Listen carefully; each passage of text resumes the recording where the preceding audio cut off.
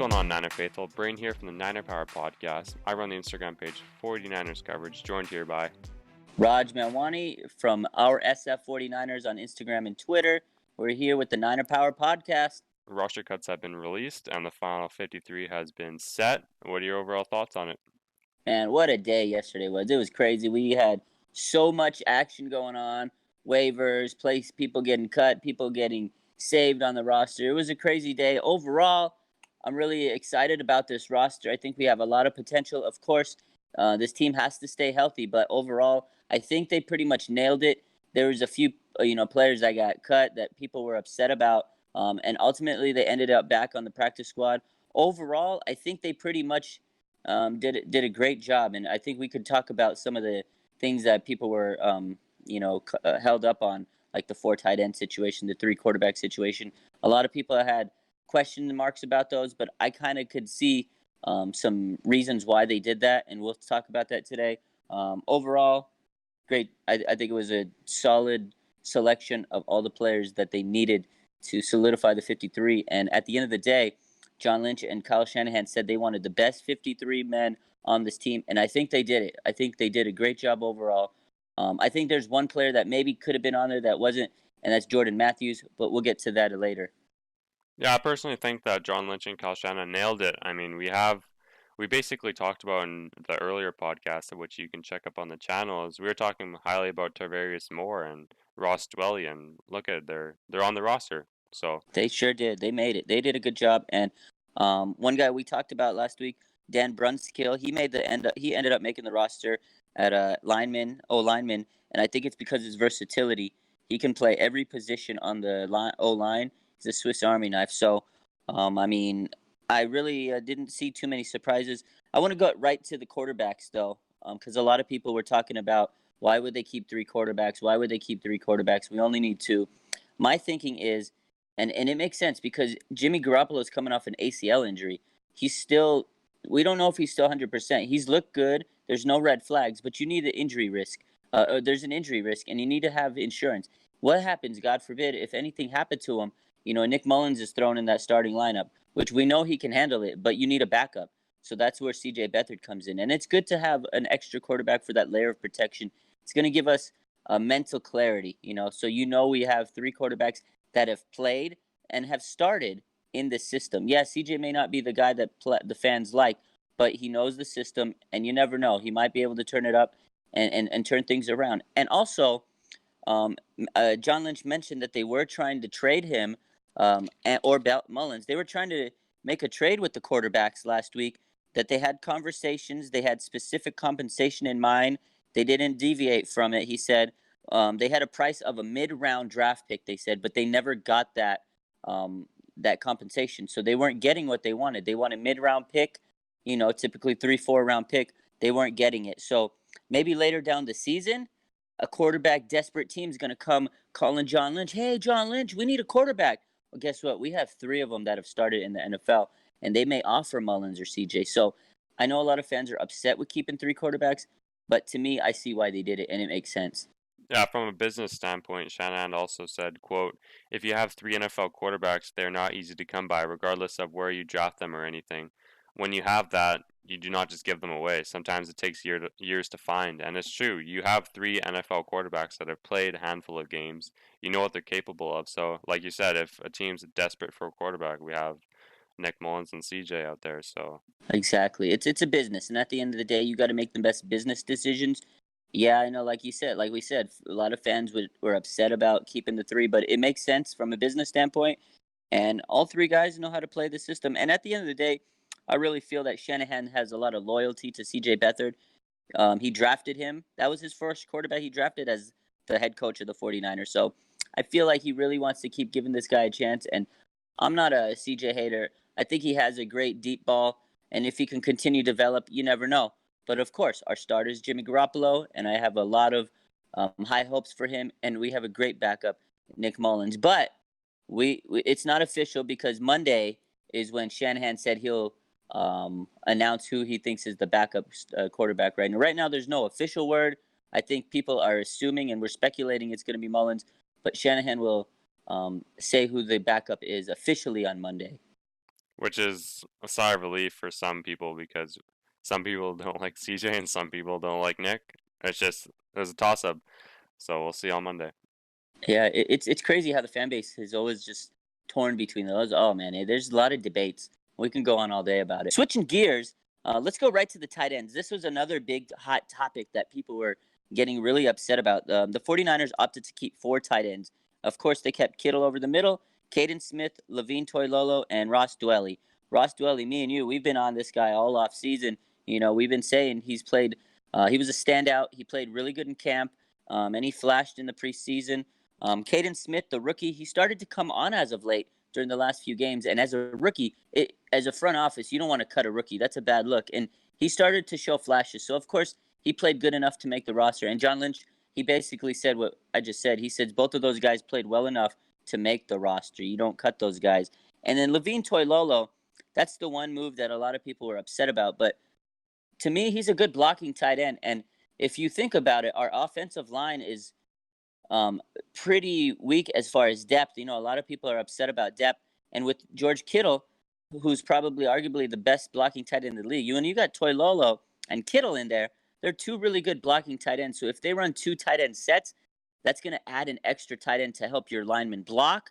So it's like having an extra lineman without having to have an extra lineman. You know what I mean? So to me, that's one of the major plus signs of having 4 tight ends. Yeah, it's not the flashy pick that we want. I know we lost a couple players because of it, but it makes sense from a scheme standpoint, and I think that's why they did it. And actually, this morning I was reading Eric Branch was reporting that John Lynch said that one of the major key reasons they kept 4 tight ends was because of injury risk. With George Kittle, who plays so hard, he plays tough. You know, the way he plays, he's at risk for injuries. Last season, he played through broken ribs. He had one of the highest snap counts in the NFL for not only his position, but at any position.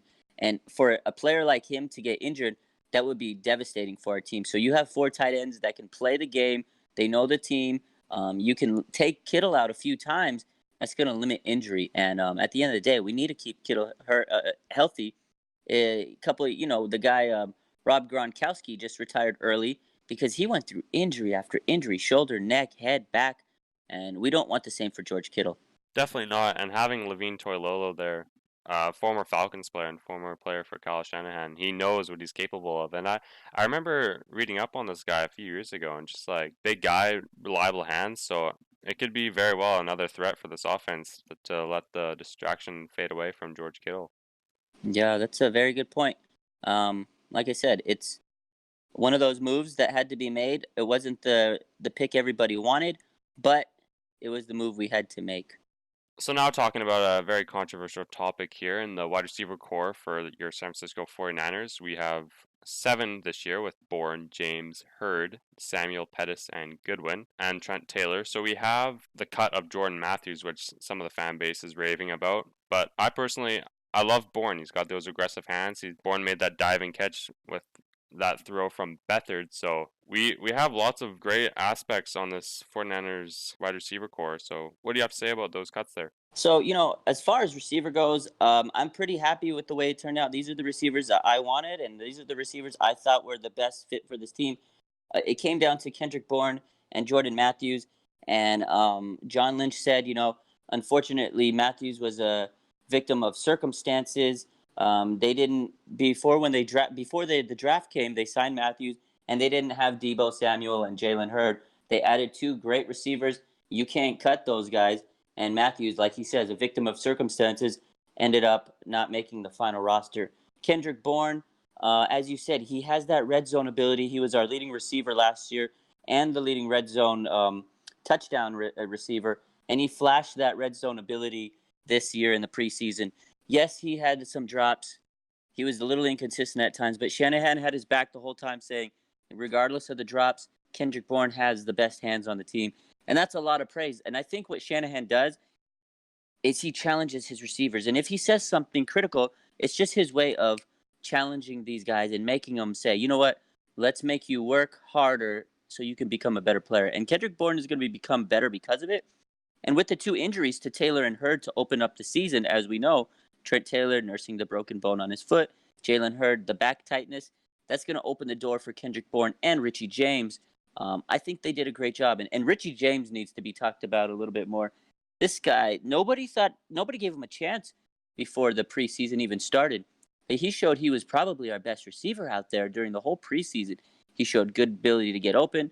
He was an electric spark plug on the offense, and he returns kicks and punts. He's a valuable player on special teams, and I think Richie James can have a big couple of games with Jalen Hurd and Trent Taylor out.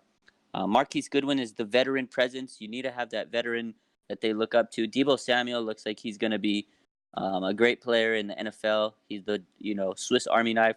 Shanahan used him in many ways: end around, jet sweep, deep pass over the middle. Then of course you got Dante Pettis, who is expected to have a huge year. So overall, I think they did a great job in selecting this wide receiver crew.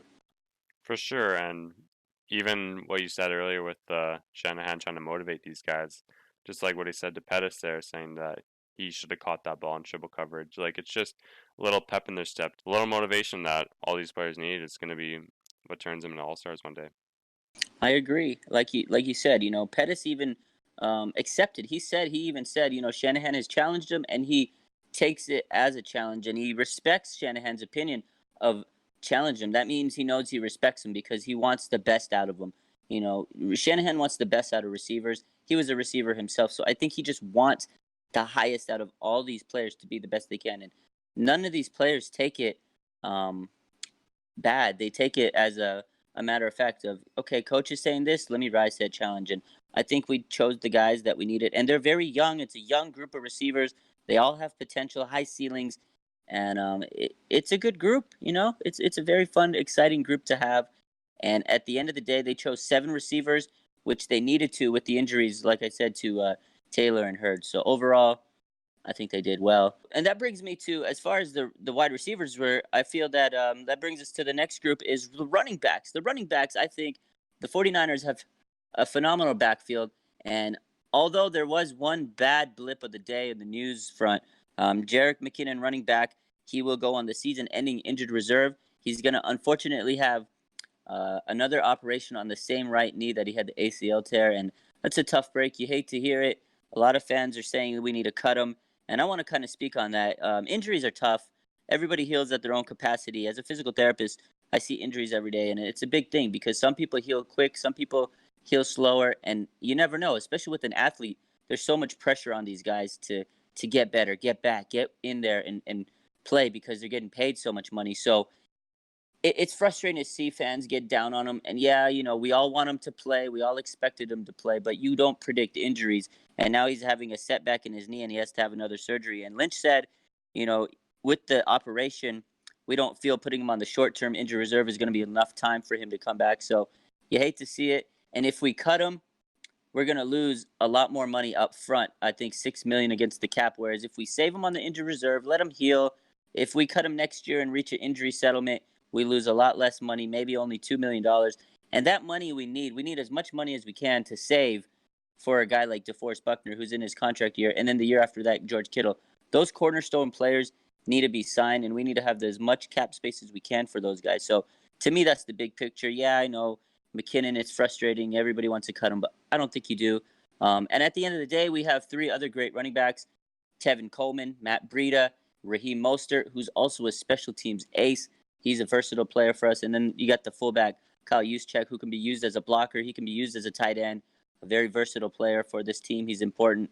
The big news was they didn't re-sign, or they didn't keep Jeff Wilson on the roster, but it worked out. He cleared waivers, and now he's on the practice squad. So everybody's happy there.